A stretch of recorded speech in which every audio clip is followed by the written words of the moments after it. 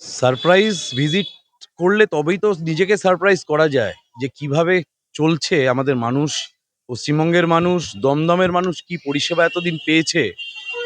আমি নিজেই সারপ্রাইজড আমার নিজের সারপ্রাইজ ভিজিটে। আগে তো অবশ্য গভর্নমেন্ট চলতো না, গভর্নমেন্ট চলতো। তা যে গভর্নমেন্ট ওনারা চালিয়ে গেছেন, হাতে গোনা দুজন ডাক্তার নিয়ে কোনো রকমের টিমটিমিয়ে পরিষেবা চালাচ্ছে এই দমদম পুরসভার এই হাসপাতাল। খুব তাড়াতাড়ি আশা করছি একজন এখানে যিনি ৭ নম্বর ওয়ার্ডের কাউন্সিলর ডক্টর দেরিয়া, তিনি বললেন, এবং আশপাশের সমস্ত যারা স্টাফেরা তারাও বললো, তিনি দীর্ঘদিন ধরে এটা দেখাশোনা করছেন। তিনি, তার সাথে আমরা নিরন্তর যোগাযোগ করে আগামী দিনে প্রত্যেকটা ক্ষেত্রে মানুষ যাতে সুস্থ স্বাভাবিক expected minimum level of expectation যেটা মেডিকেল সার্ভিসের, হেলথ সার্ভিসের, সেটা যাতে পায়, সেটা আমরা কন্টিনিউয়াসলি সেই দিকে চেষ্টায় থাকবো। তারাই নাকি হসপিটালটা চালায়। মেডিসিন শপের যিনি ওনার, আমিও এটা এসে জানতে পারলাম যে তিনি ওই পিপিপি মডেলেরও প্রাইভেট পার্টের যিনি পার্টিসিপেন্ট তিনি। তা মোটামুটি ওপরে নিচে মিলিয়ে জুলিয়ে ভালোই সরকার চলছে, যা বোঝা গেল আর কি। সমস্যাটা হলো তিনি আবার আউট অফ স্টেশন শুধু নয়, আউট অফ ইন্ডিয়া। ইনি আবার আউট অফ ইন্ডিয়া, এবং আমি যা জানতে পারলাম আশপাশ থেকে, যে যেখানে তিনি এখন বোধহয় ভ্যাকেশন কাটাচ্ছেন আতঙ্কগ্রস্ত হয়ে, কেঁচো ঘুরতে কোন কেউটে বেরোবে, তিনি নাকি বাংলাদেশে।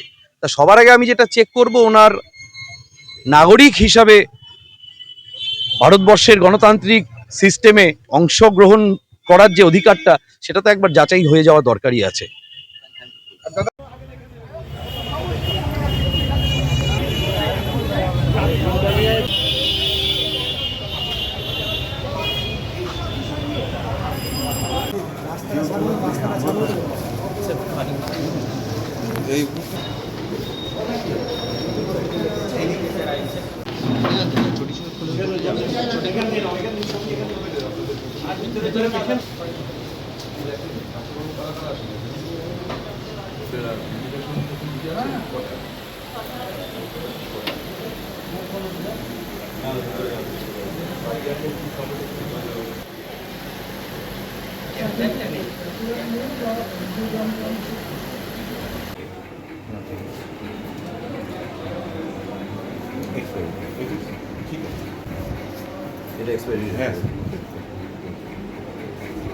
এই স্ট্যান্ডার্ড যে পারফরমেন্স চালানো হয়েছে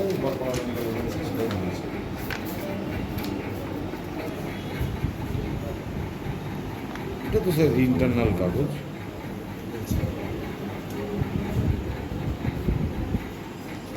মনে করুন আপনার একটা আপনি কোয়ান্টিটি লিস্ট ভ্যালু দেবে, আপনি সেখান থেকেই নেবেন। কল্পনাই হলো সেটাকে দেখা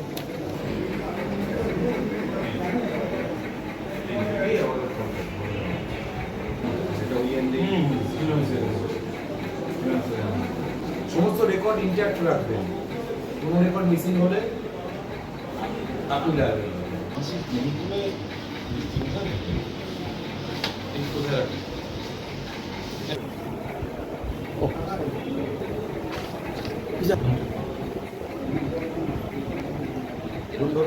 রেখে দেয়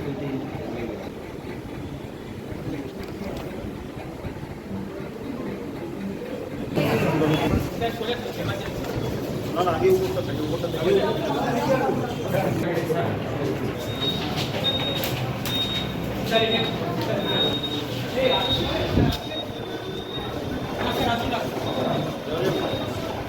এক গুচ্ছের লোক ঘুরবেন না।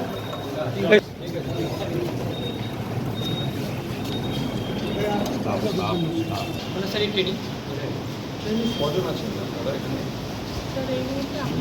ভালো বুঝলেন আপনারা